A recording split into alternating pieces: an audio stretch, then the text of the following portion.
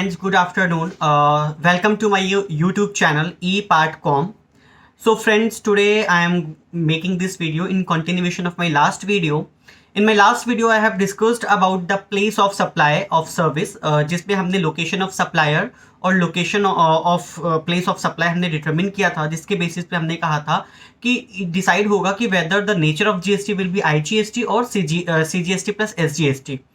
तो फ्रेंड्स हमने जो लास्ट टाइम जो सेक्शंस डिस्कस किए थे वो सेक्शन 10 और सेक्शन 11 था, जो कि गुड से रिलेटेड था. नाउ टुडे जो हम सेक्शन डिस्कस करने वाले हैं that is section 12 and section 13, जो कि हमारे सर्विसेज से रिलेटेड हैं. तो फ्रेंड्स आज हम place of supply in case of services जो है हम डिस्कस करेंगे अपनी इस पूरी वीडियो में. तो गाइज, अगर आपने अभी तक मेरा चैनल सब्सक्राइब नहीं किया है तो please subscribe and don't forget to press the bell icon for future notification. So today I am going to start place of supply in case of service, in case of services under section 12 and section 13. ये दो sections आज हम discuss करने वाले हैं कि section 12 और section 13 हम कैसे deal करेंगे दोनों section से. तो guys, as per section 12 subsection 1, as per section 12 subsection 1, provisions of this section shall apply to determine the place of supply of services where the location of supplier of services and the location of recipient of services is in India. जिस तरह से हमने section 10 discuss किया था कि section 10 में हमने क्या कहा था कि जो क्या कहते हैं गुड्स हैं वो विद इन इंडिया सेल और परचेज हो रहे हैं, जो भी गुड्स हमारे हैं वो मतलब कि इंपोर्ट और एक्सपोर्ट का केस नहीं था. तो इसी तरह से जो सेक्शन 12 है that deals with the services which is provided with in India, मतलब कि जो सप्लायर है और जो रिसिपिएंट हैं they both are situated in India. और सेक्शन 13 में जो हम पढ़ेंगे वो हम पढ़ेंगे import and export of services. तो यहाँ पर हम सेक्शन 12 जिस तरह से सेक्शन 10 और सेक्शन 11 अलग अलग थे, without import export and with import export, उसी तरह से सेक्शन 12 और 13 भी अलग अलग हैं सर्विसेज के केस में. तो गाइस, सेक्शन 12 सबसेक्शन 2 पहले हम डिस्कस करेंगे. Section 12 subsection 2, all services except the services specified in subsections 3 to 14. इसका क्या मतलब है कि ये हमारा जनरल प्रोविजन है कि सभी सर्विसेज के केस में ये सेक्शन जो है एप्लीकेबल होता है.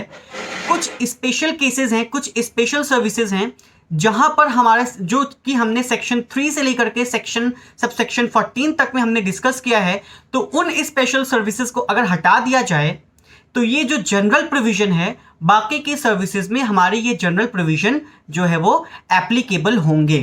तो सेक्शन 12 सबसेक्शन 2 कहता है it is applicable to all services, it is applicable to all services except services specified in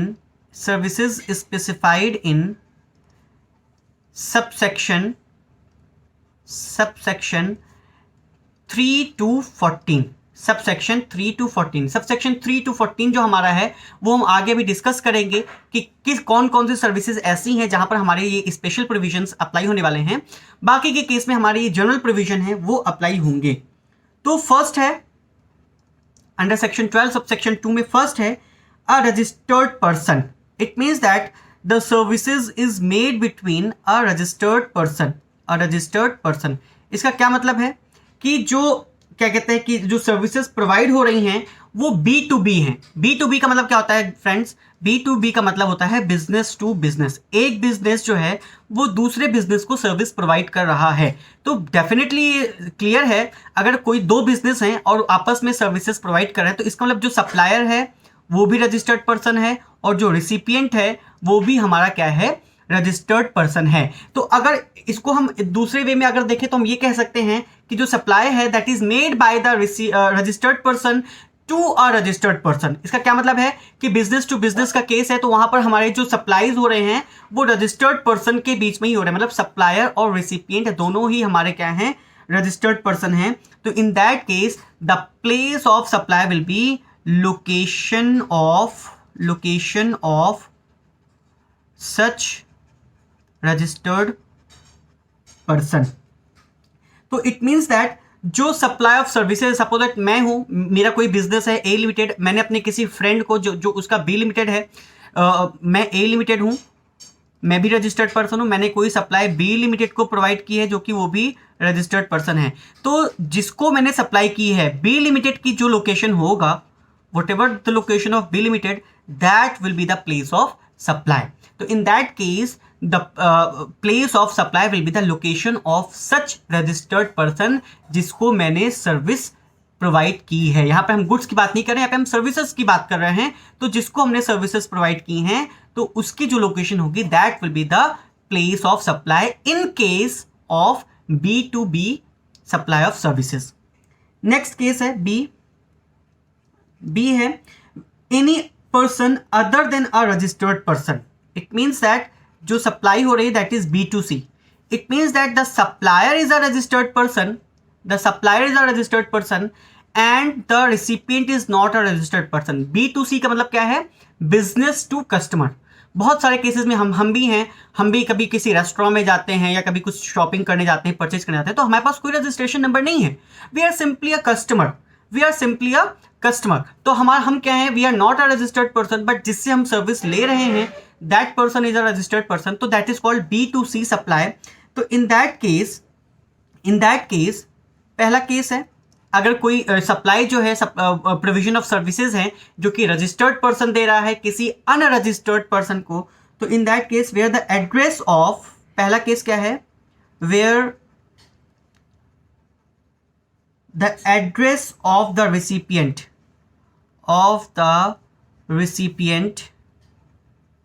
exist on record।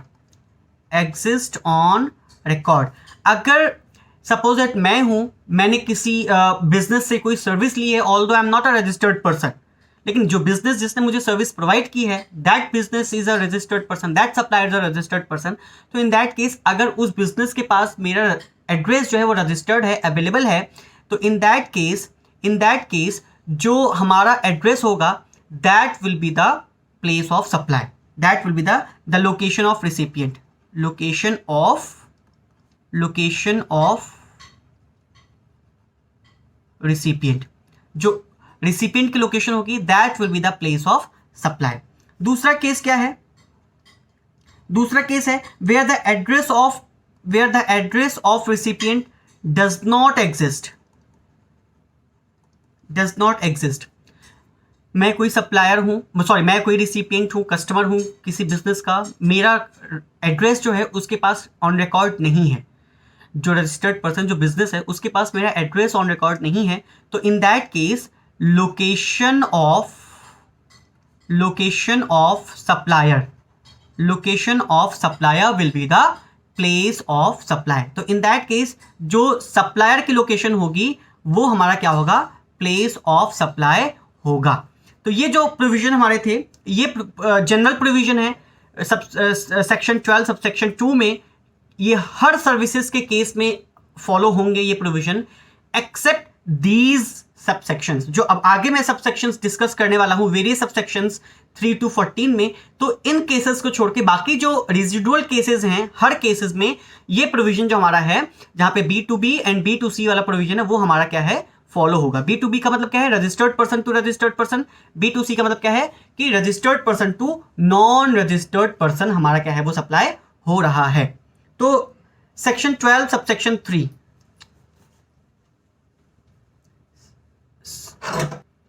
Section 12 subsection 3, section 12 subsection 3 में क्या है? In relation to an immovable property, means कोई services है in relation to any immovable property, in relation to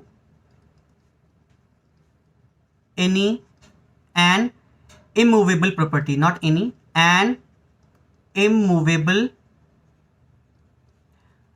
property। I hope कि मेरी hand writing आप लोगों को समझ में आ रही हो। मेरी हैंड राइटिंग थोड़ी सी है रनिंग हैंड में है, बट एक्चुअली क्योंकि पैड पे लिखना पड़ता है, डिजिटल पैड पे, तो थोड़ी सी हैंड राइटिंग में आई होप कि इसलिए मैं इसको बोलता भी रहता हूँ ताकि आप लोगों को समझ में आ जाए कि मैं क्या लिख रहा हूँ। तो in relation to an immovable property और by way of accommodation or by way of accommodation, जैसे कि हम कोई होटल में जैसे हम घूमने गए हैं, जैसे मैं सपोज दैट घूमने गया हूँ हिमाचल प्रदेश या शिमला, कभी कहीं गया हूँ घूमने के लिए, तो वहाँ पे मुझे एक होटल चाहिए स्टे करने के लिए। तो क्या है कि in relation to an immovable property और by way of accommodation in such property, accommodation in such property, तो in that case उसमें भी दो केसेस हैं। पहला है directly in relation to an immovable property including services provided by architects, interior designers. जैसे suppose that कोई immovable property है मेरी, और उस इमूवेबल प्रॉपर्टी के लिए मुझे कोई इंटीरियर डिजाइनिंग करवानी है, या मुझे कोई उसकी आर्किटेक्चर सर्विसेज लेनी है, या मुझे और भी उस पर कोई डेकोरेशन करवाना है, या कोई वाइट वॉशिंग वगैरह की सर्विसेज हैं, ठीक है। तो ऐसी सर्विसेज मुझे किसी अपने इमूवेबल प्रॉपर्टी के लिए लेनी है। तो in that case the location at which the immovable property is situated, suppose that मैं mister A of Delhi, mister A जो है वो दिल्ली के हैं, ही इज एन आर्किटेक्ट। ये मिस्टर ए कौन है? वो आर्किटेक्ट हैं। मिस्टर बी जो कि नोएडा में रहते हैं, उनको एक सर्विस चाहिए अपने किसी बिल्डिंग के लिए। लाइक बिहार में उनका कोई एक प्रॉपर्टी है, कोई बिल्डिंग है, तो मिस्टर बी को अपने बिहार वाली बिल्डिंग के लिए एक इंटीरियर डिजाइनिंग करवानी है। तो मिस्टर ए जो कि दिल्ली के हैं, उन्होंने मिस्टर बी को सर्विस दी है बिहार में, क्योंकि जो इमूवेबल प्रॉपर्टी है that is situated in Bihar, और जो इंटीरियर डिजाइनिंग करनी है वो हमारे बिहार वाले बिल्डिंग में करनी है। तो इन दैट केस जो लोकेशन ऑफ सप्लायर है वो दिल्ली है, और जो प्लेस ऑफ सप्लाई है that would be Bihar, not Noida. Recipient is Noida का है, लेकिन जो इमूवेबल प्रॉपर्टी के केस में हमने कोई सर्विस ली है, तो जो प्लेस ऑफ इमूवेबल प्रॉपर्टी होगा, जहां पे इमूवेबल प्रॉपर्टी सिचुएटेड है, that will be the place of supply. इसी तरह से कोई लॉजिंग या एकोमोडेशन की सर्विस है, ये तो हमारा हो गया लाइक इंटीरियर डिजाइनिंग वगैरह है, ठीक है। इंटीरियर डिजाइनिंग है, या क्या कहते हैं कि मैप की फैसिलिटी है, या क्या कहते हैं कि वाइट वॉशिंग है, या मतलब कोई भी है, मतलब कि related to any immovable property, वो हमको सर्विस लेनी है। दूसरा है एकोमोडेशन। हो सकता है कि मैं एकोमोडेशन की फैसिलिटी, मतलब कि इसके अलावा हम एकोमोडेशन की सर्विस भी लेते हैं related to an immovable property. जैसे मैं घूमने गया हूँ कहीं पर, तो वहाँ पर मुझे एक लॉज चाहिए रुकने के लिए, लॉजिंग फैसिलिटी मुझे चाहिए, या कोई नाइट स्टे के लिए रूम चाहिए। तो इन दैट केस ऑल्सो अगर कोई लॉजिंग फैसिलिटी है, लॉजिंग या स्टेइंग फैसिलिटी है, मतलब कि सर्विसेज हैं, तो by way of lodging accommodation, by hotel, in guest house, home stay, club और camp site, by whatever name called, in that case also location of such immovable property, तो इन दोनों ही cases में हमने देखा कि जो if any service is related to any immovable property either by way of any service or by way of any accommodation or lodging services, तो in that case, in both the cases, the place of supply will be the location of such an immovable property. जहां पर वो immovable property हमारी situated है, that will be the place of supply in this particular case. By way of accommodation in any immovable property for organizing any marriage or reception, suppose that कोई marriage hall है, या क्या कहते हैं कि कोई फंक्शन करना है, या कोई हमको पार्टीज करनी है, तो in that case also the place of supply will be the location of such an immovable property. Any services ancillary to the services referred to in clause A, B and C. A, B, C में अगर कोई, जैसे कि suppose that क्या कहते हैं कि marriage ceremony है, मैंने एक गेस्ट रूम बुक कर रखा है, या एक मैरिज हॉल बुक कर रखा है। अब इस मैरिज हॉल में टेंट वाला भी आ रहा है, वो भी अपनी सर्विस दे रहा है, या केटरर आ रहा है, वो भी सर्विस दे रहा है। तो अगर कोई सर्विस इससे रिलेटेड है, इस पर्टिकुलर जगह से रिलेटेड है, तो वो जो एंसिलरी सर्विसेज होंगी, उस केस में भी जो प्लेस ऑफ सप्लाई होगी वो location of such an immovable property होगी।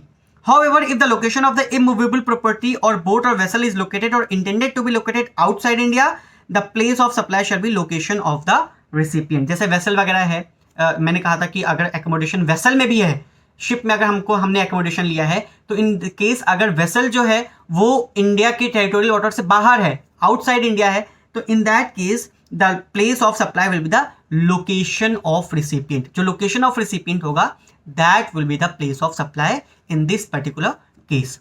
आई होप कि ये प्रोविजन आपको जो सबसेक्शन 3 है सेक्शन 12 का, ये आपको समझ में आ गया होगा कि अगर हम कोई सर्विस जो है किसी इमूवेबल प्रॉपर्टी के रिगार्डिंग लेते हैं, तो in that case the place of supply will be the location of such an immovable property.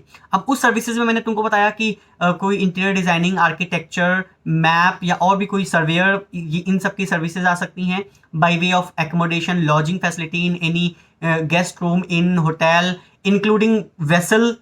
जो हम वेसल पे हम एकोमोडेशन फैसिलिटी लेते हैं वो भी इसमें इंक्लूडेड है. By way of any programs या फंक्शंस जो हम किसी इमूवेबल जगह पर या इमूवेबल प्रॉपर्टी पे हम कंडक्ट करा रहे हैं, तो ये सारी सर्विसेज क्या हैं इसमें सबसेक्शन 3 में कवर हो जाती हैं. तो नाउ सबसेक्शन 4. सबसेक्शन 4 क्या कहता है? Section 12 subsection 4. सबसेक्शन 4 कहता है restaurant and catering services. Restaurant and catering services. Personal grooming, इसमें काफी सारी सर्विसेज आती हैं. रेस्टोरेंट है, केटरिंग सर्विसेज है, पर्सनल ग्रूमिंग सर्विसेज है. Personal grooming like makeup and all these, ये जिम्स वगैरह. Personal grooming, beauty treatment, health service, beauty treatment, इसमें ब्यूटी ट्रीटमेंट भी आ जाएगा, मेकअप्स वगैरह, beauty treatment. Health services including cosmetic and plastic surgery. All दो friends medical services जो हैं that is not covered under GST, वो GST के उसमें कंटेक्स्ट में नहीं आती हैं.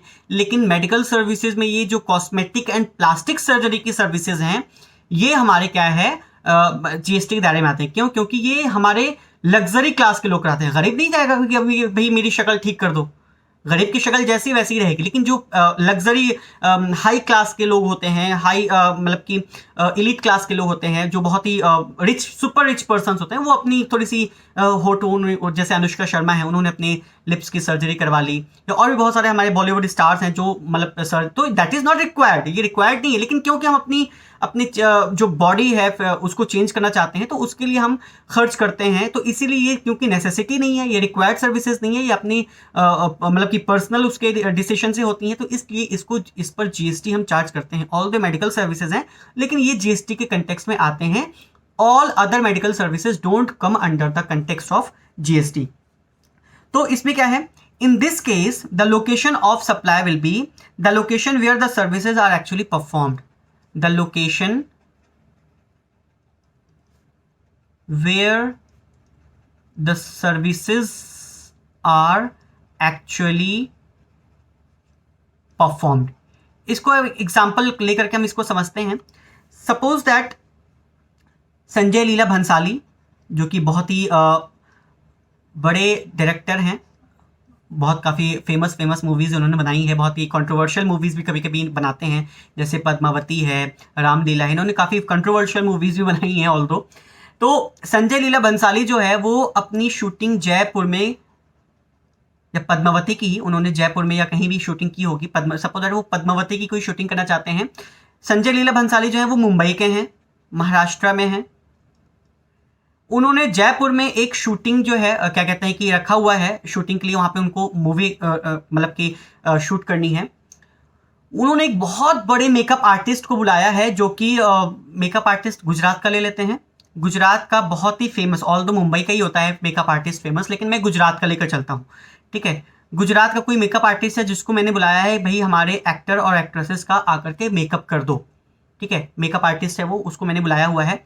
तो इन दिस केस जो रिसिपिएंट ऑफ सर्विस है वो मुंबई का है, जो सप्लायर ऑफ सर्विस है वो गुजरात का है, और जो सर्विसेज हमको लेनी है वो कहां पर लेनी है? जयपुर, राजस्थान में लेनी है. तो in this particular case the place of supply will B Rajasthan. तो लोकेशन ऑफ सप्लायर क्या है? गुजरात है. प्लेस ऑफ सप्लाई जो है वो राजस्थान है. तो in this case IGST will be applicable, IGST हमारा लगेगा। तो यहाँ पर हमने देखा कि जो रिसिपिएंट है वो ऑल दो मुंबई का है, लेकिन इन पर्टिकुलर केस क्योंकि हमने जो सर्विसेज ली हैं वो ब्यूटी ट्रीटमेंट की है या मेकअप की है या हेल्थ सर्विसेज हैं या रेस्टोरेंट या केटरिंग सर्विसेज हैं, तो in that particular case the place of supply will be the location where such services are actually perform. तो उसने मेकअप कहाँ पे परफॉर्म किया है? मेकअप जो उसने परफॉर्म किया है, ये जो अपनी सर्विस परफॉर्म किया है वो उसने जयपुर में किया है, राजस्थान में किया है। तो in that particular case the place of supply will B Rajasthan, not Mumbai, not Gujarat. ठीक है, तो इस तरह से हमारा जो प्लेस ऑफ सप्लाई होगा that will B Jaipur means Rajasthan and location of supplier जो है वो गुजरात है। तो इन दिस पर्टिकुलर केस जो हमारा एप्लीकेबल होगा वो क्या होगा? वो IGST एप्लीकेबल होगा। नाउ सेक्शन 12 सबसेक्शन 5 कहता है services in relation to training and performance. Services in relation to training and performance appraisal.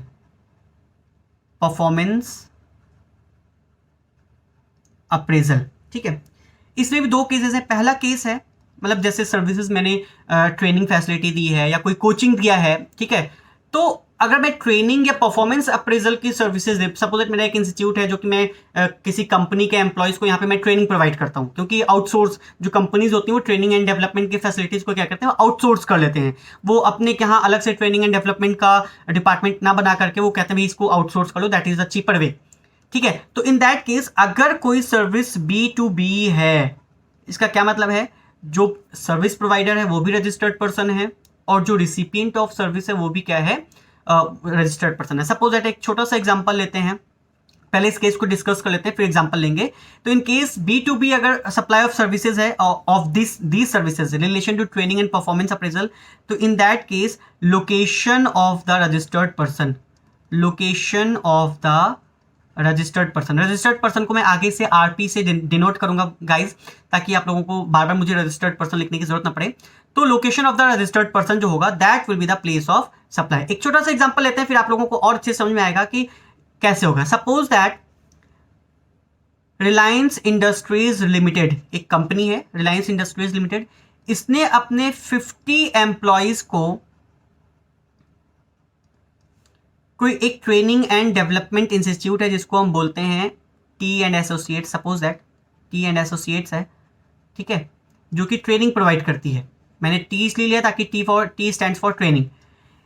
तो रिलायंस इंडस्ट्रीज लिमिटेड ने अपने 50 एम्प्लॉयज को इनके पास भेजा है कोचिंग क्लास के लिए, ताकि वो वहां से ट्रेनिंग एंड डेवलपमेंट की फैसिलिटी अवेल कर सके, वहां पे उनको ट्रेनिंग दिलाई जा सके।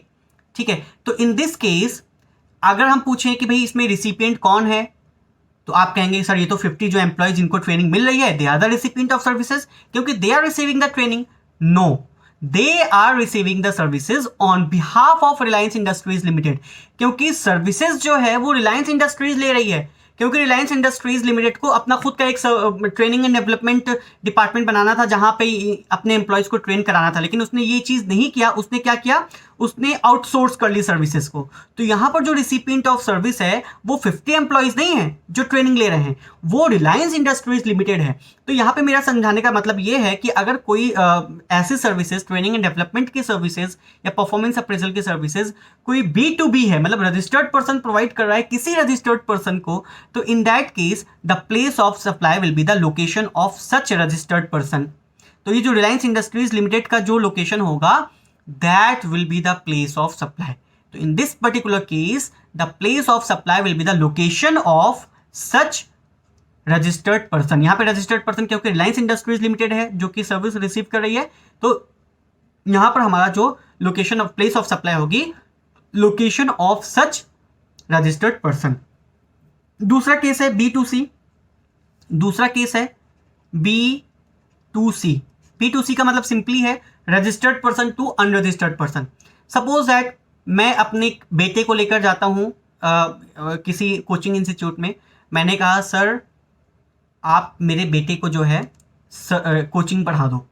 मैं अनरजिस्टर्ड पर्सन हूँ, I am not a registered person, but वो जो कोचिंग इंस्टीट्यूट है वो रजिस्टर्ड पर्सन होगा, क्योंकि वो सर्विस प्रोवाइड कर रहा है, उसके पास रजिस्ट्रेशन नंबर होगा, ठीक है। तो in that case the place of supply will be the location where the services are actually performed. Suppose that अगर मैं कोई कॉमर्स की कोचिंग मैंने अपने बेटे को भेजा है लक्ष्मी नगर में लेने के लिए और मैं मुंबई रहता हूं, तो in that case the place of supply will be Laxmi Nagar means Delhi. तो in this case the location where the services are where the services are actually performed। तो अगर कोई रजिस्टर्ड पर्सन अनरजिस्टर्ड पर्सन को सर्विस प्रोवाइड करता है, तो in that case the place of supply will be the location where the such services are actually performed. I hope कि ये sub section भी क्लियर हो गया होगा, सेक्शन 5 की in relation to any training and development and performance appraisal services. Next case जो हमारा है सबसेक्शन 6 जो है हमारा, subsection 6 deals with supply services provided by way of admission to cultural, artistic, sporting, scientific, education, entertainment, event और amusement park, ठीक है। तो यहाँ पर जैसे हम टिकट्स लेके, जैसे सपोज दैट मुझे वाओ जाना है, वर्ड्स ऑफ वंडर है दिल्ली में, बहुत फेमस है वाओ, या क्या कहते हैं कि फन एंड फूड विलेज जाना है, तो ये हमारे क्या अम्यूजमेंट पार्क्स हैं, वाटर पार्क्स हैं, या कोई कल्चरल इवेंट है, जैसे कोई सपोज दैट जश्न एकता का कोई इवेंट है, या और भी कोई ऐसे कल्चरल या आर्टिस्टिक या स्पोर्टिंग इवेंट्स हैं, या आईपीएल का मैच चल रहा है। तो उस केस में क्या है, मुझे टिकट लेके एडमिशन लेना होता है, मतलब एंट्री जो होती है हमारी टिकट लेकर के होती है। तो इन दैट केस सबसेक्शन 6 कहता है, subsection 6 services provided by way of admission to any event, वो इवेंट कोई भी हो सकता है, कल्चरल हो सकता है, आर्टिस्टिक हो सकता है, स्पोर्टिंग इवेंट हो सकता है, इंक्लूडिंग अम्यूजमेंट पार्क्स या और भी जो क्या कहते हैं कि अदर प्लेसेस हैं जहाँ पे हमको टिकट लेकर एंट्री करनी होती है। तो in that case the place of supply where the event is actually held or where the park or such other place is located। suppose that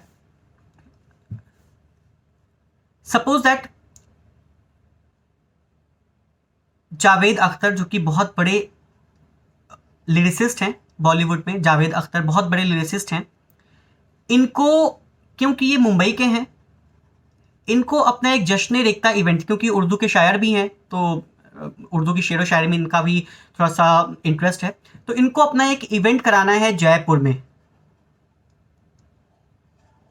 कराना है, ठीक है। तो इन्होंने दिल्ली के किसी एक मिस्टर आर हैं, दिल्ली के कोई एक मिस्टर आर हैं, जिसको इन्होंने एक कॉन्ट्रैक्ट दिया है भाई कि जयपुर में एक इवेंट ऑर्गेनाइज कराना है। क्या है? इवेंट ऑर्गेनाइज कराना है। तो in this case the place of supplier will B Delhi, जो सप्लायर है, लोकेशन ऑफ सप्लायर जो है वो दिल्ली होगा, और प्लेस ऑफ सप्लाई जो होगा, location where such events are actually conducted, जहां पर वो इवेंट्स हो रहे हैं, that will be the place of supply. या इन केस ऑफ अगर कोई पार्क्स हैं या कोई अम्यूजमेंट पार्क हैं, तो जहां पर वो पार्क सिचुएटेड हैं वो जो हमारा होगा that will be the place of supply, जहां पर वो पार्क्स हमारे क्या हैं, सिचुएटेड हैं। तो अगर कोई इवेंट है तो जहां पर वो इवेंट्स हो रहे हैं that will be the place of supply. या अगर कोई पार्क है या कोई ऐसा मतलब कि ऑडिटोरियम है जहां पे मुझे टिकट लेके एंट्री करनी है, तो in that case the place of supply where such parks और सच ऑडिटोरियम्स आर सिचुएटेड। ठीक है, तो location of place of supply क्या होगा, where such events are actually performed,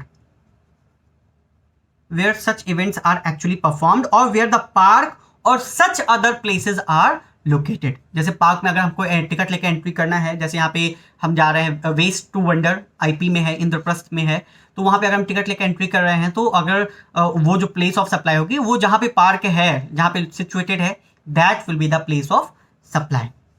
now sub section 7 क्या है, services by way of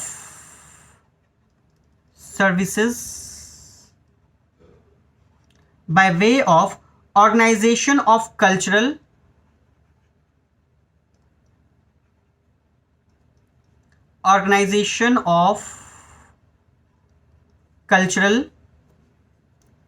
artistic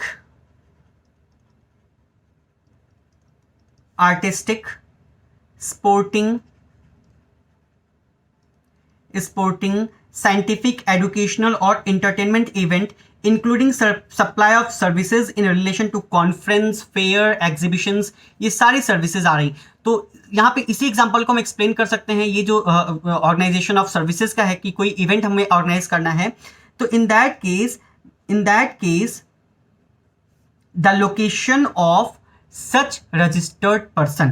तो इसमें क्या है कि अगर जो रजिस्टर्ड पर्सन है, मतलब कि अगर ये जो ऑर्गेनाइजेशन ऑफ इवेंट्स हैं कोई रजिस्टर्ड पर्सन ले रहा है, सपोज दैट कोई एक रिलायंस इंडस्ट्रीज लिमिटेड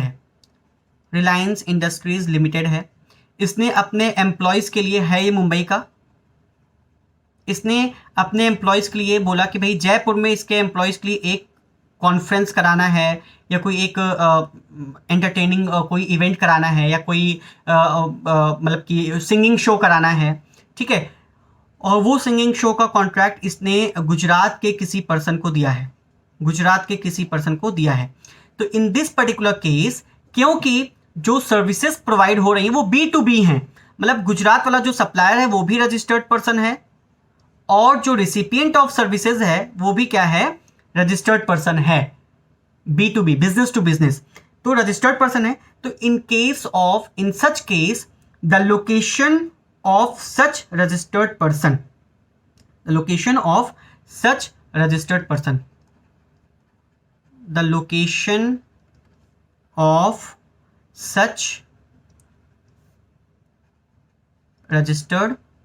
तो अगर ये सर्विसेज कोई रजिस्टर्ड पर्सन को अपने प्रोवाइड की है, तो एक बार मैं इसको इस स्टेटमेंट को रीड आउट कर देता हूं।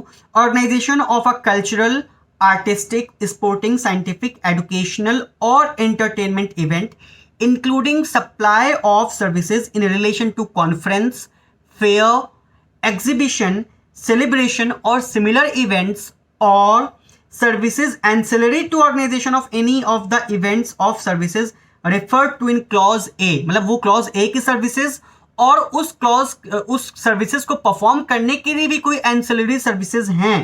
तो इन दैट केस अगर B2B है, मतलब अगर registered person to registered person है, तो in that particular case the place of supply will be the location of such registered person. जहां पर वो रजिस्टर्ड पर्सन लोकेटेड है उसकी जो लोकेशन होगी that will be the place of supply. दूसरा केस क्या है, अगर कोई B2C है, मतलब कि a person other than a registered person, मतलब कि जो सप्लायर है वो तो रजिस्टर्ड पर्सन है। वहां पे तो हमने रिलायंस इंडस्ट्रीज लिमिटेड का एग्जांपल लिया था कि भी जो इवेंट करा रहा है वो रिलायंस इंडस्ट्रीज लिमिटेड करा रहा है, तो उसने सर्विस रिसीव की है। लेकिन यहाँ पे कोई भी, मैं हूँ सपोज दैट, मैं चाहता हूँ कि मैं कोई एक इवेंट कराऊँ, I am a non registered person, मेरे पास कोई रजिस्ट्रेशन नंबर नहीं है।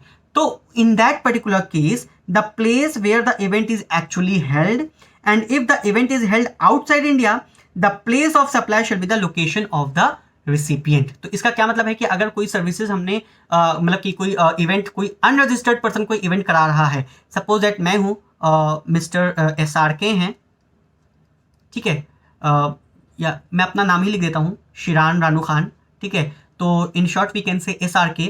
तो SRK ने कोई सर्विस ली है किसी गुजरात के किसी सिंगर से कि भाई मुझे आपका एक सिंगिंग शो कराना है जयपुर में, ठीक है। तो इन दिस पर्टिकुलर केस जहां पर इवेंट हो रहा है that will be the place of supply, क्योंकि मैं अनरजिस्टर्ड पर्सन हूं। मैं क्या हूं, मैं अनरजिस्टर्ड पर्सन हूं, ठीक है। और ये जो सप्लायर है वो गुजरात का है और जो इवेंट जहां पर हो रहा है वो that will be the place of supply. अच्छा, इसके पहले वाले केस में मैंने क्या कहा था, एडमिशन, हमको एंट्री लेनी है, हम एंट्री ले रहे हैं किसी के इवेंट में। Suppose that Reliance Industries limited ने कोई इवेंट कराया है और मैं उसमें एंट्री ले रहा हूं, तो मेरे लिए वो प्लेस ऑफ सप्लाई मुझे डिटरमिन करना है कि मैं जो सर्विसेज ले रहा हूं उसको एंटरटेन करने के लिए, तो मेरे लिए प्लेस ऑफ सप्लाई क्या होगी, मैं किस नेचर का GST पे करूंगा। लेकिन इस केस में क्या है कि जो रिलायंस इंडस्ट्रीज लिमिटेड ने इवेंट कराया है तो उसने जो सर्विस ली है दोनों में डिफरेंस समझो।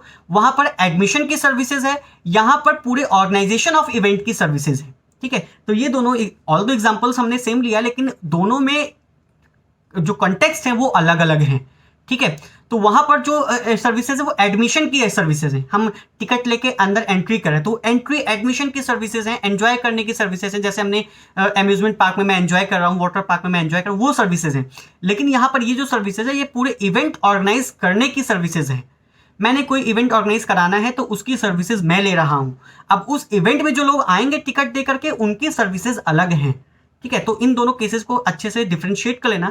कभी सोचो कि सर आपने तो एक एग्जांपल दोनों मिक्स कर दिया, नहीं, मैंने दोनों एग्जांपल को अलग अलग, ऑल्दो एग्जांपल मैंने थोड़ा सा सेम लिया है, लेकिन दोनों अलग अलग चीजें हैं। दोनों सर्विसेज क्या हैं, वो अलग अलग हैं।